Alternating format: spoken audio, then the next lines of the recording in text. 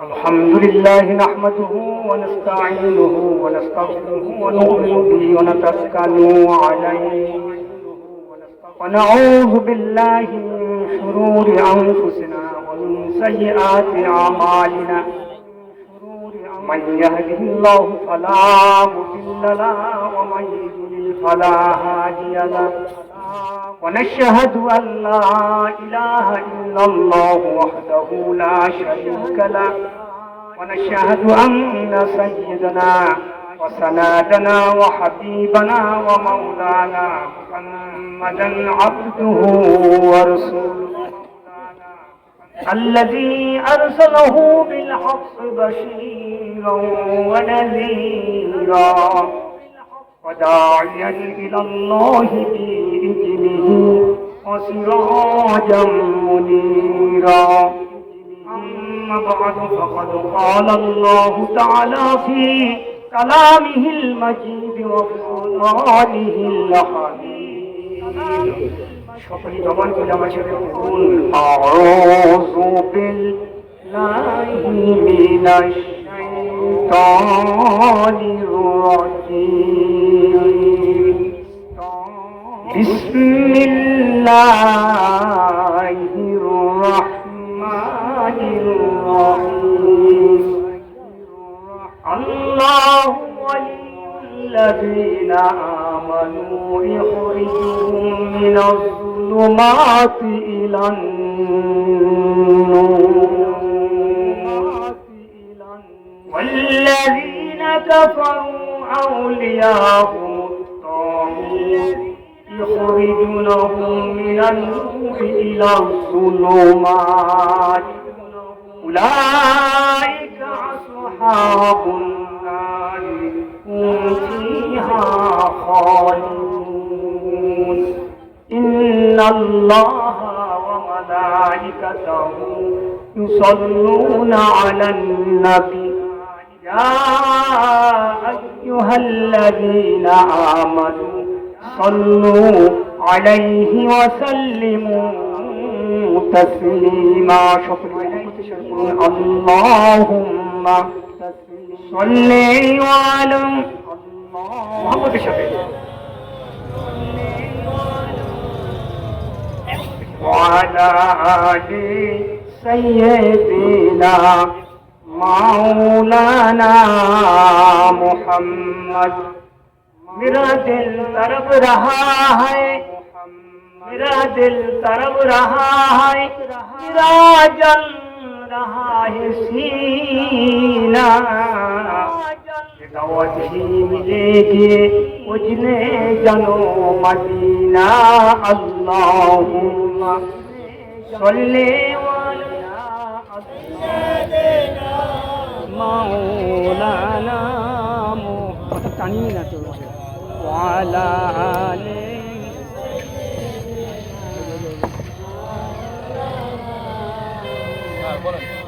मदीने की हवा छे मदीने की हवा छे जन्नती बू आती है मदीने की हवा छे जन्नती बू आती है खाके पाके मदीना में नूरे जन्नत चमकती है अल्लाहुम्मा सल्ली अला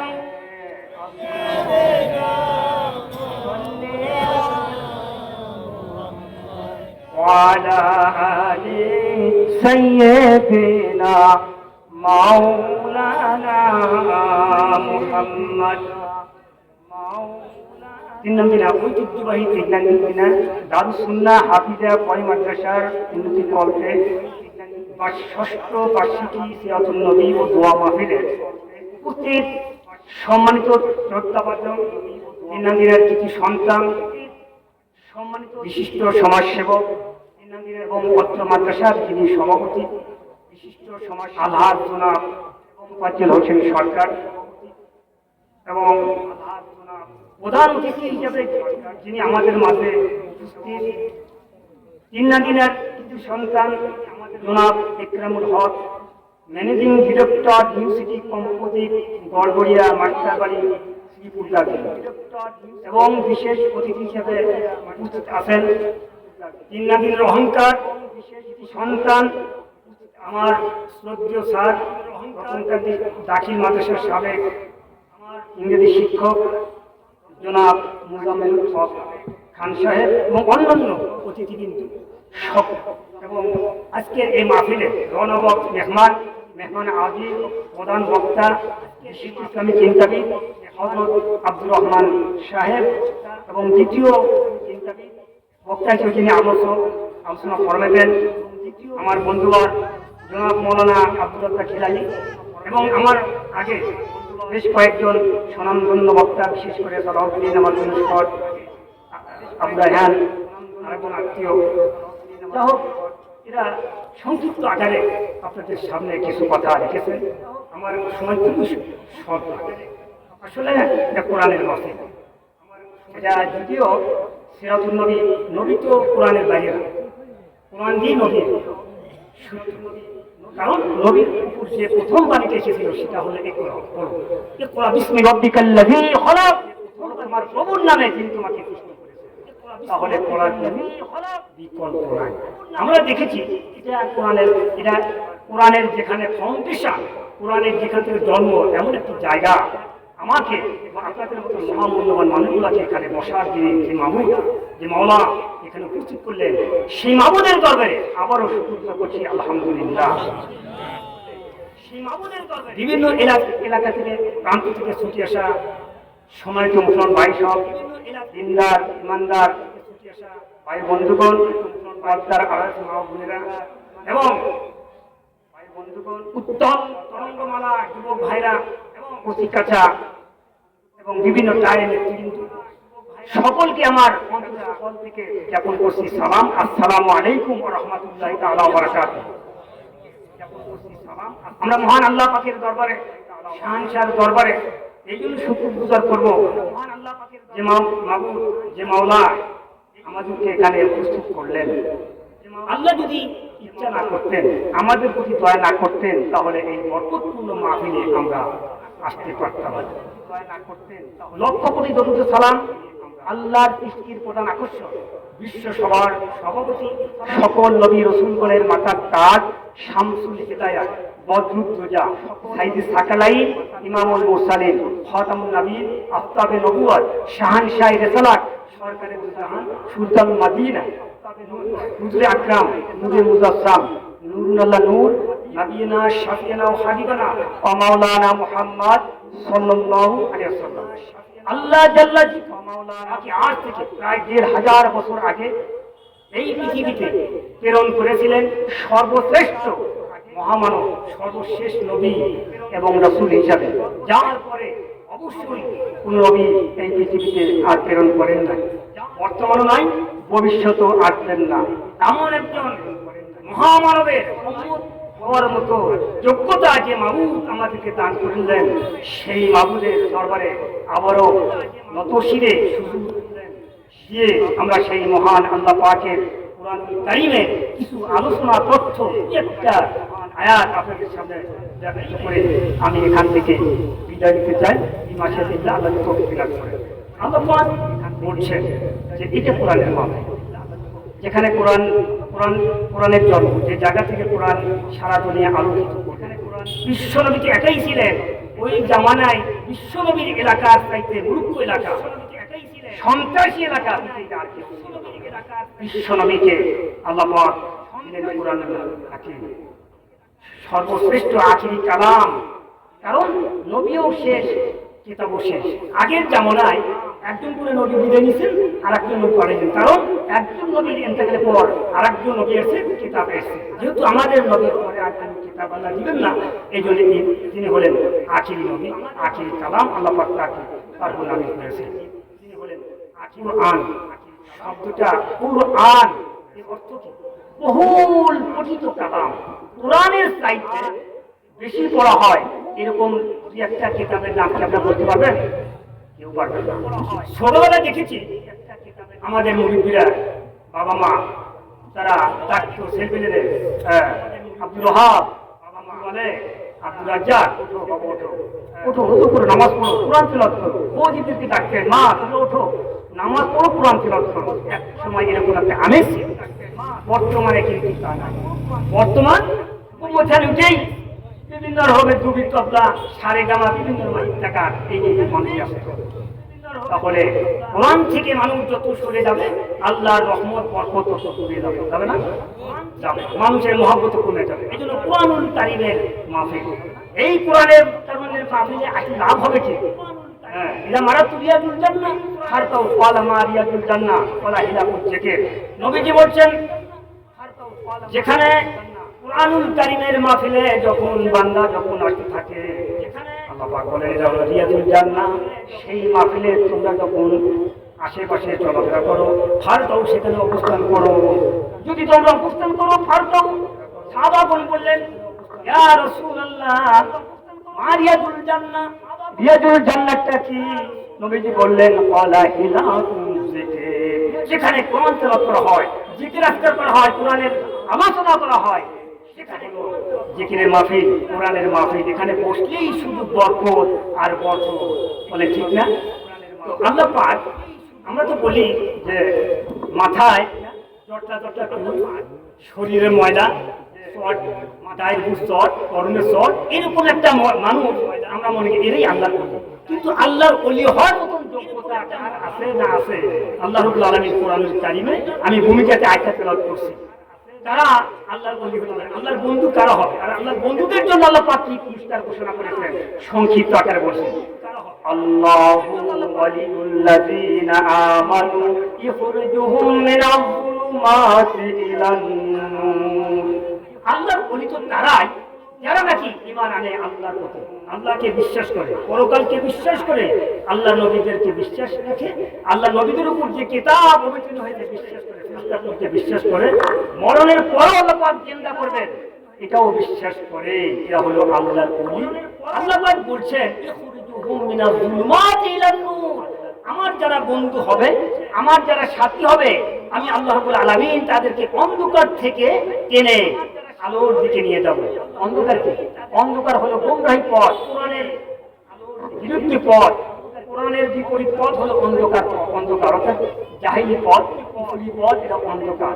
আর আলো পথ হলো কোরআনের পথ, আল্লাহর দেখানো পথ, রাসূলের শেখানো পথ। এই পথে যারা আসবে এটা হলো মুমিনদের পথ, আলোর পথ, ঈমানের পথ। আল্লাহ পথ এই মুমিনদেরকে অন্ধকার থেকে আলোর দিকে নিয়ে আসবে। আর যারা কুফরি করে আল্লাহ পাক বলছেন ওয়াল্লাযীনা কাফারু আউলিয়াহুমুত তাগুত, যারা নাকি কুফরি করে, কুফরি পর্যন্ত আল্লাহকে অস্বীকার করে, তারা হলো কাফের। এই কাফেরদেরকে আল্লাহ পাক কি করবেন?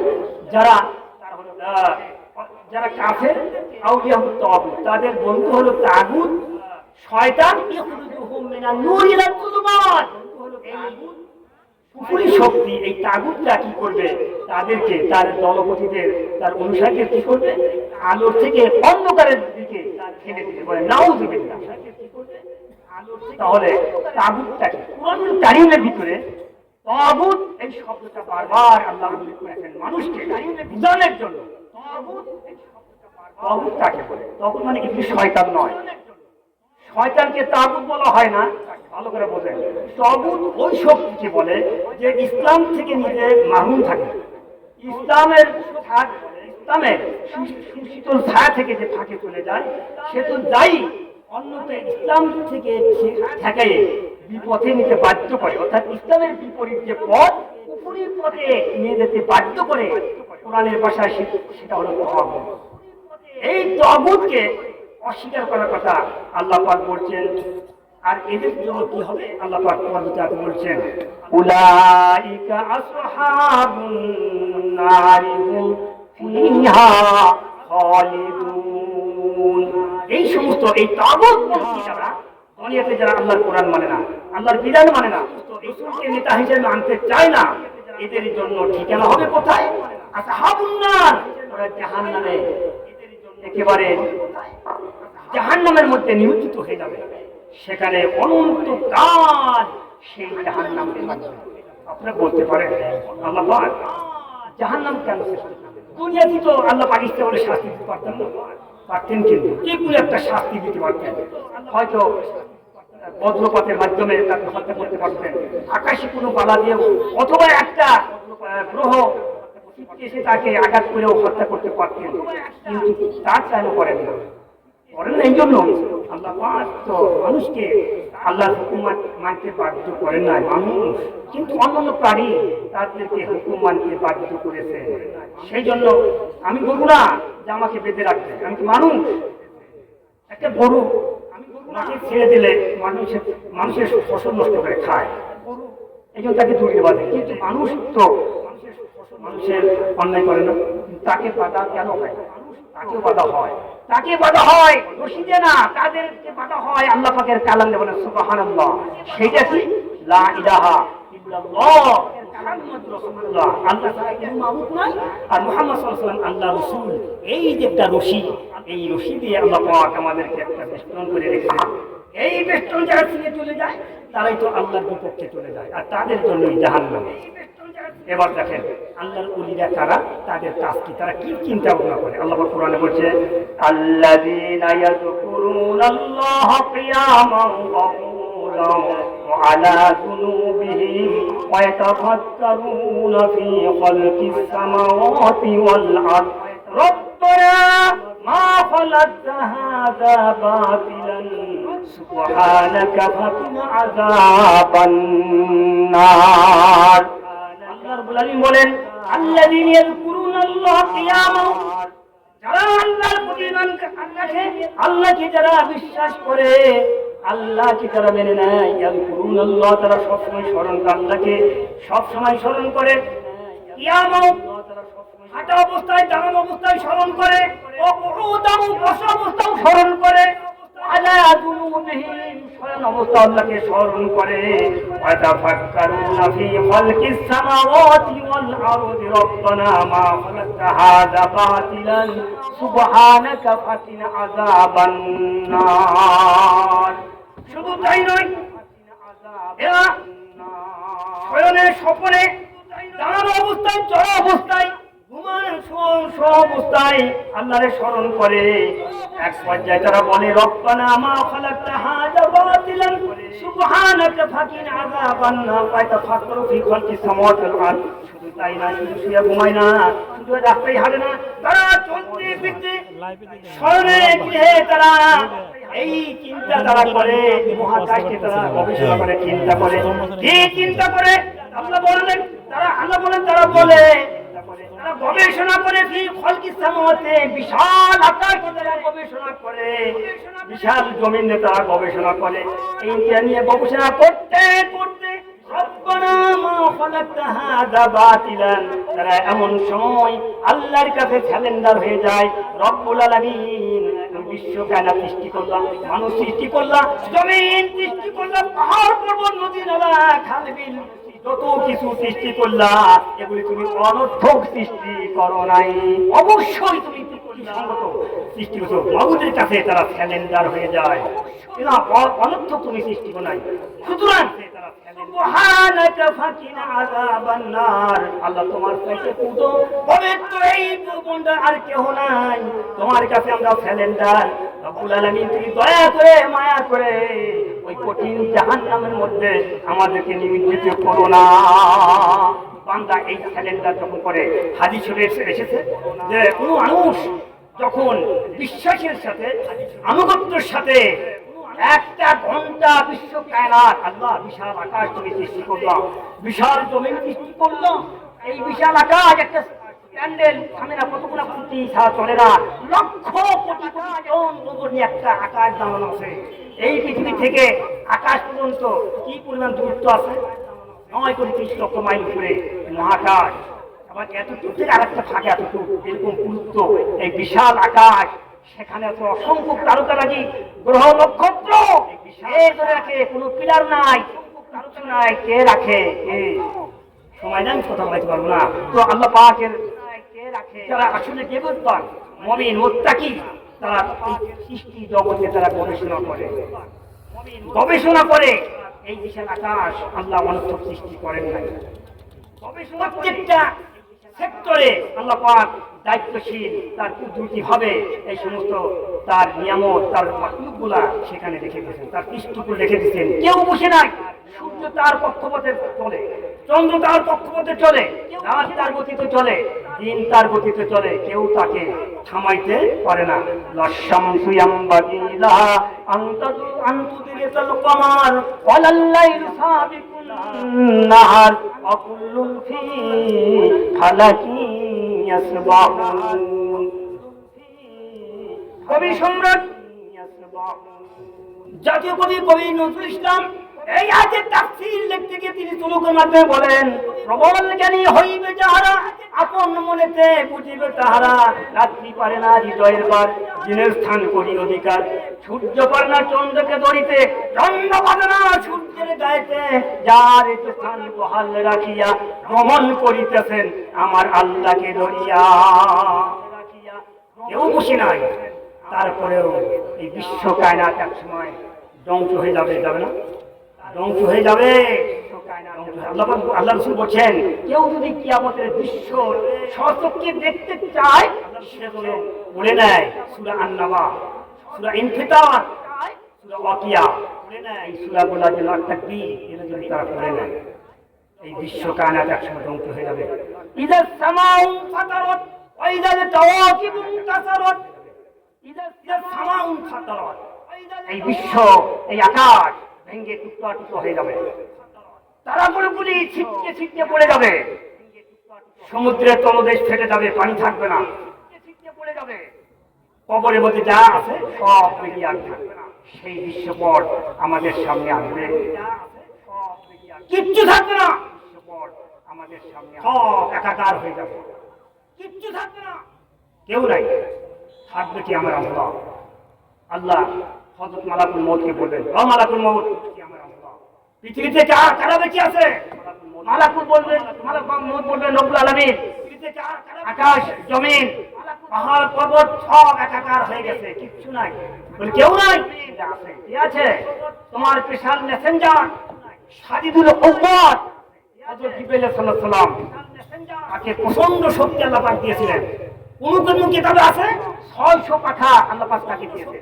জমিনে যখন অর্ডার করেন দুটা ঝাপটা মারেন, লক্ষ কোটি মাইল ওভারটেক করে চলে আসেন, আধা সেকেন্ড লাগে। সেই নবী সেই ফেরেশতা আল্লাহ পাক বলবেন জিবরাইলকে জান কবজ করে নিয়ে আসেন, মালাকুল মউত ধরবেন জিবরাইলকে, তার জান কবজ হয়ে যাবে, জান কবজ করে নিয়ে আসেন। আর কি আছে? বলে মিকাইল ইসরাফিল আছে, মিকাইলের জান কবজ করো, মিকাইলের জান কবজ করা হবে। আর কি আছে? বলে আছে ইসরাফিল, তার জান কবজ করো, সব জান কবজ হয়ে যাবে। বলে ও মালাকুল মউত, আর কি আছে? বলে রব্বুল আলামিন, এখন শুধু আমি তোমার হতভাগা সৃষ্টি এই মালাকুল মউত। আল্লাহ বলবেন মালাকুল মউত, মউত, ও মালাকুল মউত, মরে যা, মরে যা। সঙ্গে সঙ্গে মালাকুল মউত এমন চিৎকার মারবে, যদি দুনিয়াবাসী শুনতো মারা যেত। মালাকুল মউতের জান কবজ হয়ে যাবে। আল্লাহ বলবেন যে আর কেউ নাই, লিমানিল মুলক, যে এই মুলক কার? জমিনের কথা জমি তো নাই, আকাশের কোনো কথা নাই, এই মুলক কার? আল্লাহ পাক বলবেন এই মুলক কার? আকাশের কোনো কথা নাই। আল্লাহ পাক উত্তর দেন লিল্লাহি ওয়াহিদুল কাহ্হার, এই বিশ্বব্রহ্মাণ্ডের অধিপতি আমি আল্লাহ, বেঁচে আছি, আর কেউ নাই, এই বিশ্বব্রহ্মাণ্ডের কেউ থাকতে পারবে না। এই জমিন থেকে আমাদেরকে যেতেই হবে, সেই সময় আমাদের সামনে সামনে দুনিয়াতে কিছু বেঁচে থাকার জন্য তাকে মারো, তাকে গুলি করো, তাকে গিলে ফেলো, আর দূরে দূরে বেঁচে বেঁচে তাদেরকে আয়না করে দিয়ে শাস্তি দাও, বলবে তোমাকে। সব যখন শেষ হয়ে যাবে আল্লাহ পাক বলবেন ইয়া দুনিয়া আয়না জিবালুকে, ও দুনিয়া তোর মধ্যে বিশাল বিশাল পাহাড়গুলো ছিল কোথায়? আয়না দুনিয়া, আয়না সাদারুকে, তোর মধ্যে গাছ ছিল গাছগুলো কোথায়? আর কোনো কথা নাই। আয়না জাব্বারিন, ওর ভিতরে স্বৈরাচারীরা মানুষকে খুন করত ক্ষমতার দাপটে, তারা কোথায়? কথা নয়। আল্লাহ পাক বলছে লিল্লাহি ওয়াহিদুল কাহ্হার, আজকের ক্ষমতা শুধু আমার, এই রাষ্ট্র আমার,